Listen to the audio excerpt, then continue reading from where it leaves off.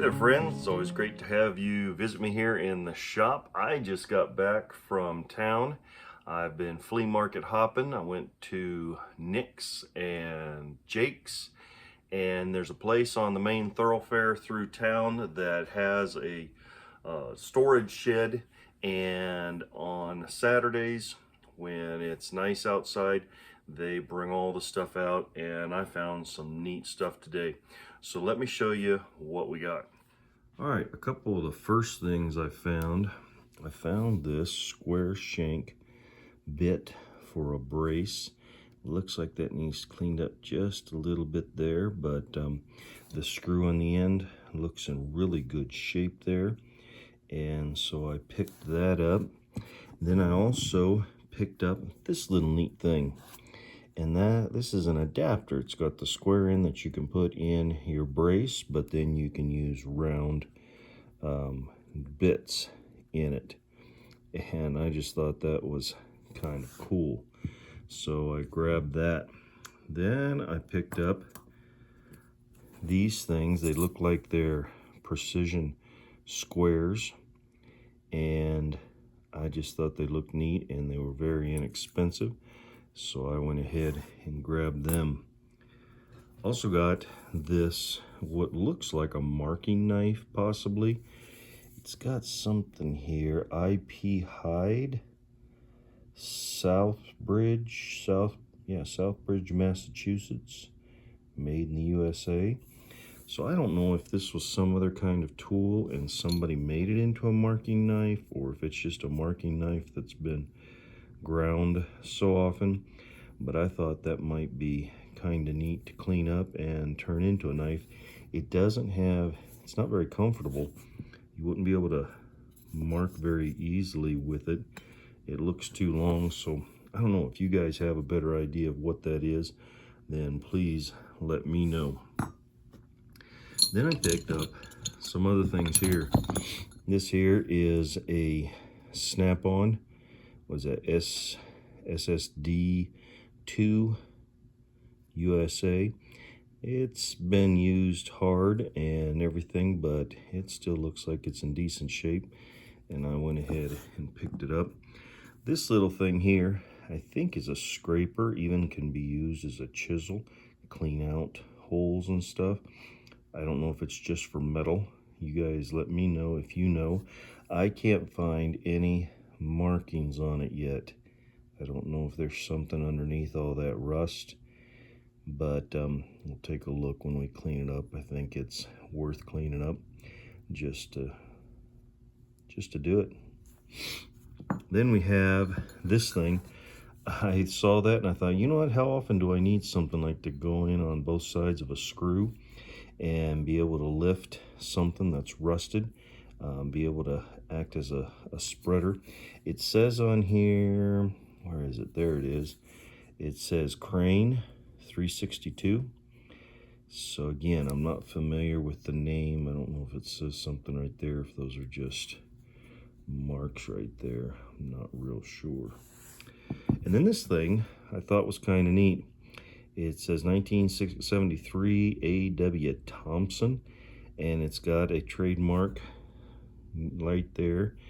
It's just a spike, a nail. On the other side it says in remembrance of me. So I don't know if this was a promotional thing, if it was something you could get for somebody that worked for a company to remember them by.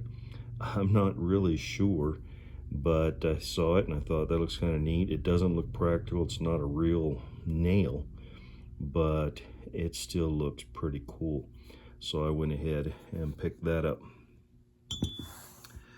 Then I got a couple of other things here, and I think I'll get you back up here a little bit higher so that you can see them. Here is a chisel I picked up, and looking at it, it reminded me of another chisel I've done, and you might remember when I did this chisel right here. And this chisel has that arrow on it with the iron cross there and the B at the bottom, and on the other side here it does say W. Butcher cast steel on both of these. So They look like they might be come from the same company, and so I'm not sure exactly all the details about it. I don't like the handle on this one.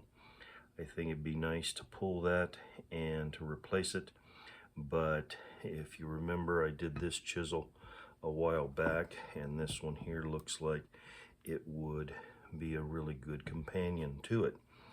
So I don't know, I might try to turn an ash handle for this one, put the brass and the copper ring on there and burn it and match them up. So I thought that might be kind of fun.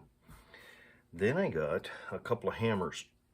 This one here, I just saw it and it just, I don't know why, it grabbed me.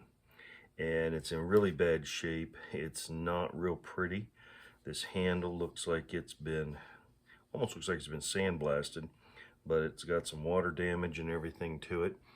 And if you'll look, I don't know if you can tell here, this hammer, the head, does not look straight. And it looks like this end angles down just a little bit. And I'm wondering if somebody didn't possibly do that on purpose. And since that is used so much, maybe that's why that one side is used more than the other. Whoever was using it sure did beat the daylights out of the one side here. But anyways, so there's one of the hammers that I picked up and thought I might do a project on it one of these days. I don't know, we'll see. Then I also picked up this other hammer, which is a Stanley. It's a Stanley 464 20-ounce hammer. I'm not sure why all the tape is on here.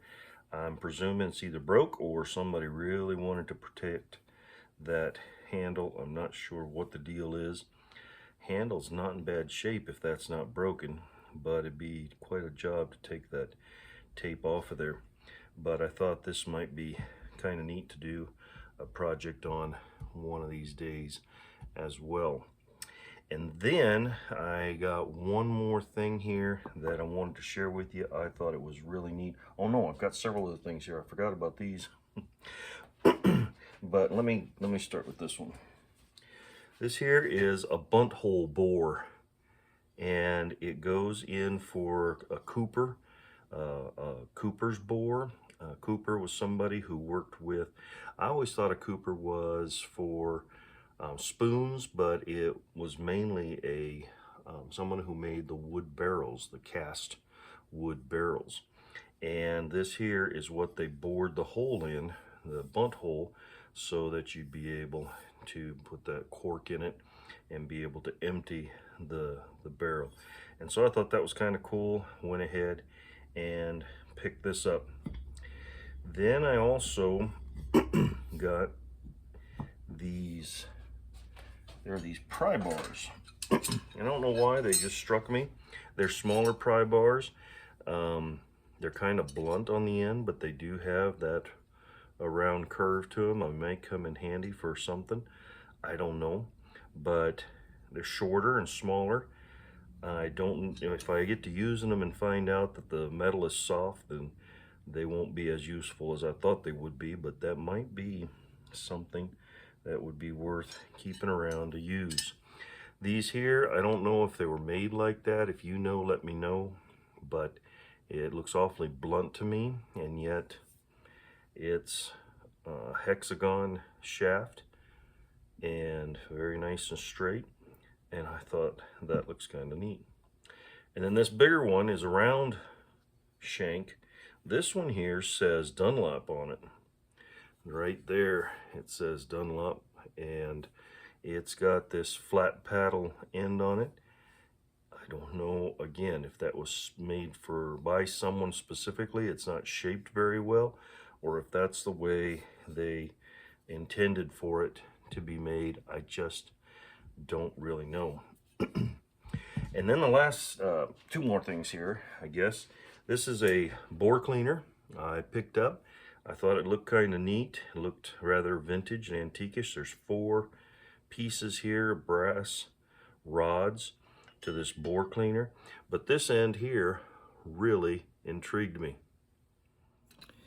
It has this split end to be able to put a patch in there, and then this end here actually will thread off, and you can put a patch on the end there, shove it down the bore, and then you also have this slot, a slotted bore cleaner that can go on there, and it's all molded in. I don't think that one doesn't thread off right there.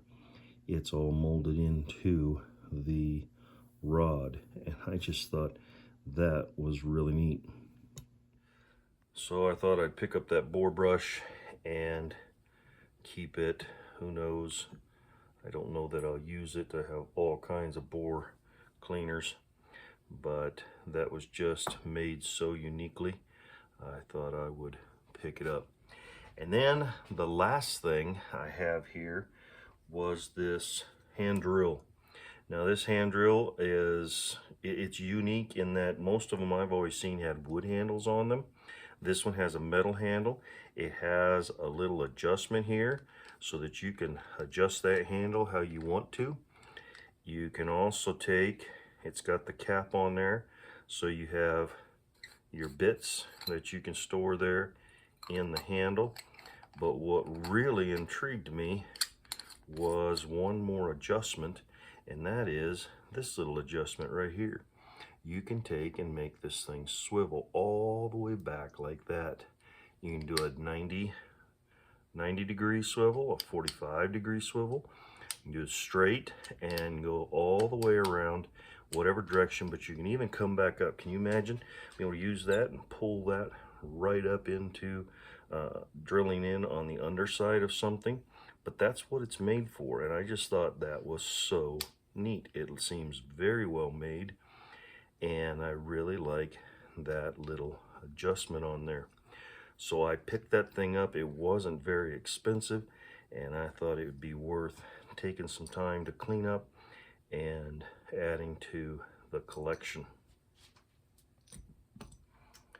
So there we go. Here's everything that we picked up on this last flea market hop.